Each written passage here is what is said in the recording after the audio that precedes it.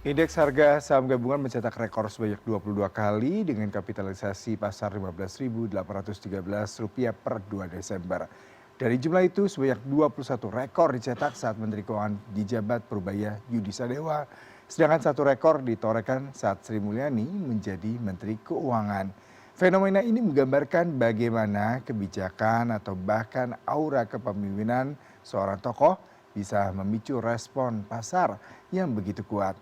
Seolah-olah pasar modal bukan hanya soal angka, tetapi juga soal kepercayaan dan persepsi. Nah, untuk mengelaborasi hal ini telah bergabung melalui sambungan virtual Bapak Hans Kue, pengamat pasar modal. Selamat pagi Pak Hans. Ya, selamat pagi Pak, apa kabar? Kabar baik Pak Hans, sudah lama kita tidak berbincang. Nah, kali ini kita coba Ya, menggambarkan seperti apa sih sebenarnya kondisi pasar saat ini, persepsi investor dan juga all time high ini dicapai di era kepemimpinan Pak Purbaya yang belum bahkan 6 bulan. Apa yang menarik mungkin bisa Anda elaborasi Pak? ya sebenarnya memang tahun ini asing itu net sell dari pasar kita ya. Jadi semenjak awal tahun gitu ya, di Februarian Morgan Stanley ya yang mengeluarkan indeks MSCI itu melakukan downgrade terhadap pasar saham Indonesia dengan perkiraan mereka bahwa pemulihan ekonomi Indonesia tidak sebaik yang diperkirakan ya dari pasca COVID gitu. Jadi mereka keluar karena memperkirakan pertumbuhan ekonomi yang jelek gitu. Nah, tetapi kalau kita lihat September pasca pergantian Menteri Keuangan itu net sell asing itu kelihatan menghilang ya pasca Pak Purbaya naik ya net sell asing itu berkurang. Bahkan kalau kita lihat di bulan Oktober dan November asing itu bergerak pulang ke pasar kita Iya. gitu ya. Jadi memang ada indikasi sentimen dari asing itu cukup positif ya terhadap Pak Menteri Purbaya sendiri gitu.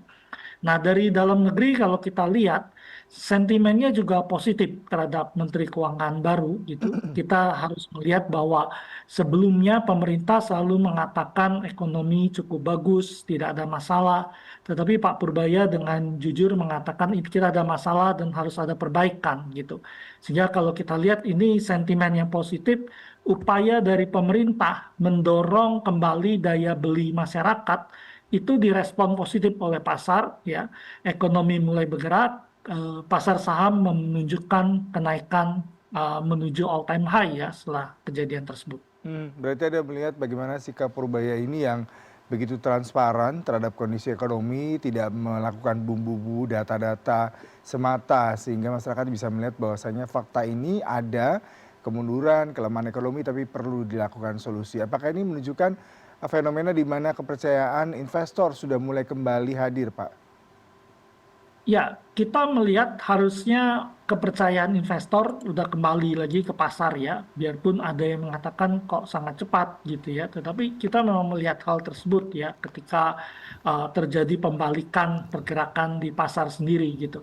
Kita melihat beberapa riset asing ya, Nomura Holding gitu ya, kemudian kalau kita lihat lagi ada JP Morgan and Chase, UOB Kay Hian ya, ini beberapa sekuritas asing ya yang fundnya juga bergerak masuk ke Indonesia ya dengan nasabahnya, mereka menaikkan rekomendasi Indonesia ya jadi overweight. Tadinya mereka tentu kan menurunkan rating Indonesia gitu. Sekarang menjadi overweight gitu.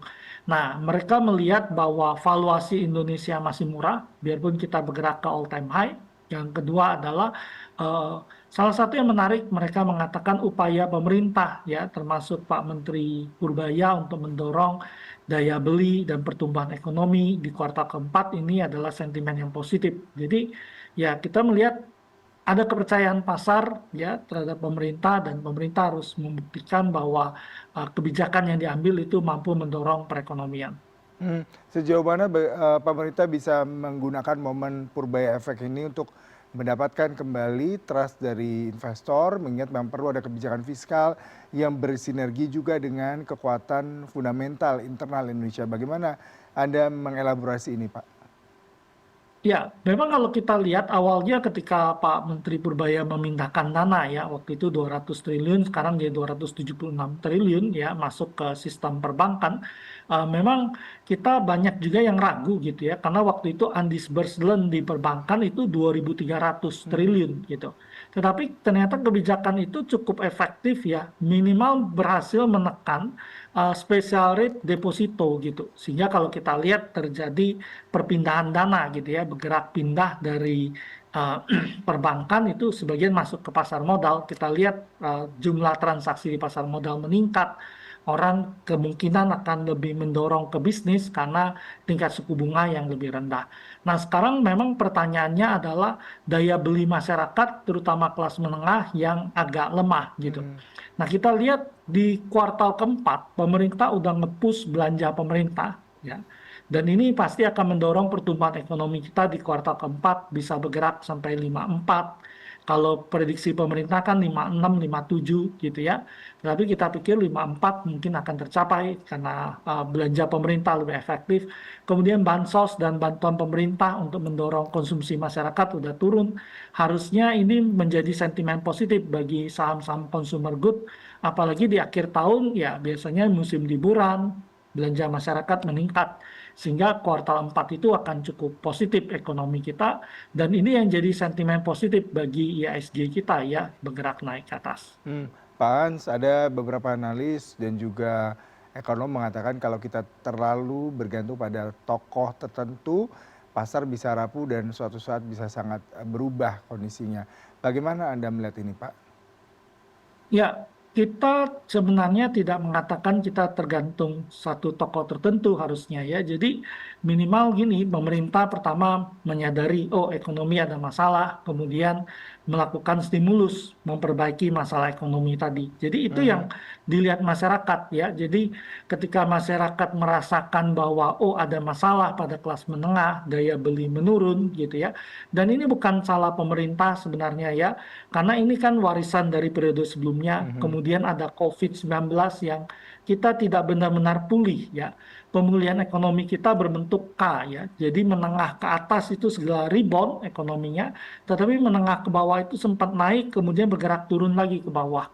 Nah, ketika pemerintah menyadari ini, melakukan perbaikan, ini yang menjadi sentimen positif bagi pasar ya. Jadi eh, kita berpikir bahwa kalau kenaikan indeksnya ini karena efek Purbaya efek aja, semata-mata karena ketokohan, rasanya akan berlangsung jangka pendek. Tetapi ini cukup sustainable, berlangsung dari September, kita sampai eh, Desember gitu ya, beberapa kali kita udah all time high. Tentu ini menunjukkan ada perbaikan pada perekonomian kita, ya, terutama belanja pemerintah yang meningkat, ya, kemudian bantuan langsung kepada masyarakat yang paling membutuhkan itu harusnya cukup baik bagi perekonomian Mhm. Indonesia. Dengan pergerakan ISG yang terus mencapai level tertinggi, ekspektasi Purbaya dan juga mungkin publik terhadap level tertinggi bisa tercapai sekitar 9.000 di akhir tahun 2025 ini. Bagaimana Anda melihat kondisi ini apakah bisa menjadi real ataukah masih berupa retorika semata, Pak?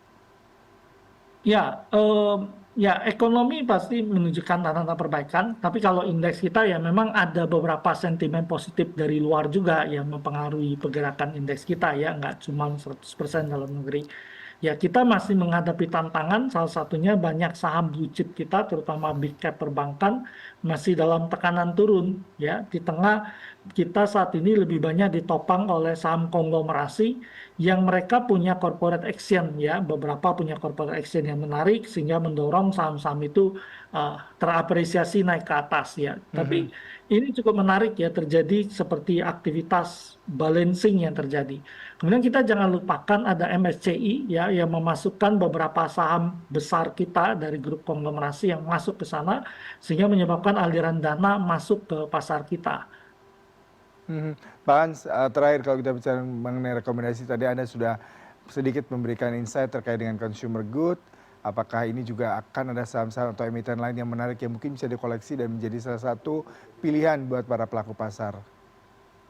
Ya, kalau kita bicara emiten ya, tapi sebelumnya memang ada beberapa event penting yang harus kita perhatikan ya di Mhm. Desember ini gitu ya. Yang pertama adalah The Fed kemungkinan akan memotong bunga ya. Ya. Kemarin data ADP ya yang keluar dari Amerika itu melemah datanya. Mhm. Nah, Jumat ini ada data PCE gitu ya. Kalau inflasi terkendali di sana, probabilitas The Fed motong bunga di Desember ini sangat tinggi ya, karena udah 89% Mhm. ya. Jadi kemungkinan The Fed motong bunga. Nah, pemotongan bunga biasanya cukup positif bagi indeks pasar saham kita gitu.